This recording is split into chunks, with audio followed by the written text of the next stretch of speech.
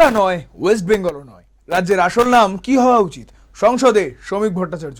ইংরেজি বা হিন্দিতে নয়, সব ভাষাতেই কি রাজ্যের নাম বদলে রাখা উচিত?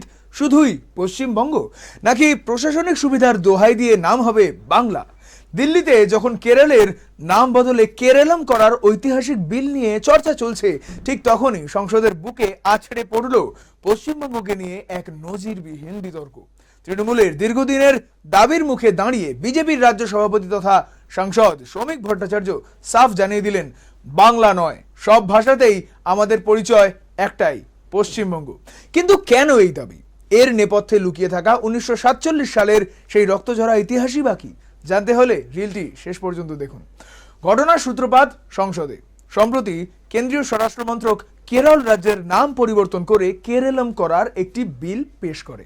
সেই বিলের উপর আলোচনা চলাকালীনই আচমকা সুর চড়ান তৃণমূলের রাজ্যসভার সাংসদ ডেরেক ও ব্রায়েন। ডেরেক আক্ষেপ প্রকাশ করে প্রশ্ন তোলেন, বিগত 7-8 বছর ধরে পশ্চিমবঙ্গ বিধানসভায় সর্বসম্মত প্রস্তাব পাশ করে রাজ্যটির নাম বাংলা করার দাবি কেন্দ্রকে জানানো হচ্ছে, তবুও কেন সেই দাবি দিনের পর দিন আটকে রাখা হয়েছে? কেরলের যদি দাবি মানা হতে পারে, তবে পশ্চিমবঙ্গের এই ন্যায্য দাবি কেন এতদিনও স্বীকৃতি পেল না? প্রশ্ন ছিল তার। তৃণমূলের এই আক্ষেপের পাল্টা জবাবে সংসদেই সওয়াল করেন বিজেপির রাজ্য সভাপতি শ্রমিক ভট্টাচার্য। তিনি স্পষ্ট ভাষায় জানিয়ে দেন, তৃণমূলের দেওয়া বাংলা নাম কোনোভাবেই গ্রহণযোগ্য নয়। শুধু তাই নয়, ইংরেজিতে ওয়েস্ট বেঙ্গল বা হিন্দিতে পশ্চিম বাঙ্গালও বলা যাবে না। পৃথিবীর যে কোনো প্রান্তেই যাওয়া হোক, সব ভাষাতেই রাজ্যের একটাই অফিসিয়াল নাম থাকা উচিত, পশ্চিমবঙ্গ। কোট আনকোট এমনটাই বক্তব্য ছিল তার। নিজের এই প্রস্তাবের সপক্ষে এক ঐতিহাসিক প্রেক্ষাপট তুলে ধরেন শ্রমিকবাবু। তিনি স্মরণ করে দেন 1947 সালের 20 জুনের একটি ঘটনা।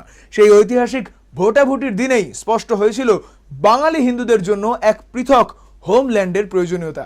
হাজার হাজার মানুষের রক্ত আর চূড়ান্ত আত্মত্যাগের মধ্য দিয়েই জন্ম হয়েছিল পশ্চিমবঙ্গ নামের এই ভূখণ্ডের।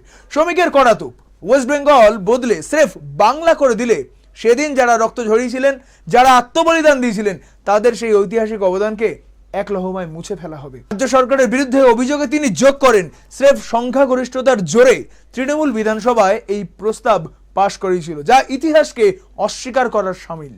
তবে নাম বিতর্কের ঝড়ে এখানেই থেমে থাকেননি শ্রমিক ভট্টাচার্য। এই আলোচনার মাঝেই তিনি তুলে আনেন এক ঐতিহাসিক ক্ষোভের কথা। সংসদে দাঁড়িয়ে শ্রমিক বলেন, কলকাতা থেকে কেউ যদি বিশ্ববিখ্যাত ঐতিহ্য নালন্দা দেখতে যান, তবে তাকে নামতে হয় বখতিয়ারপুর জংশনে। এই বখতিয়ার খিলজি জ্ঞান চর্চার প্রাণকেন্দ্র নালন্দা বিশ্ববিদ্যালয় পুড়িয়ে ছাই করে দিয়েছিল। স্বাধীন ভারতে আজও সেই খিলজির নামের রেলওয়ে স্টেশনটা থাকা জাতির জন্য এক চূড়ান্ত লজ্জা।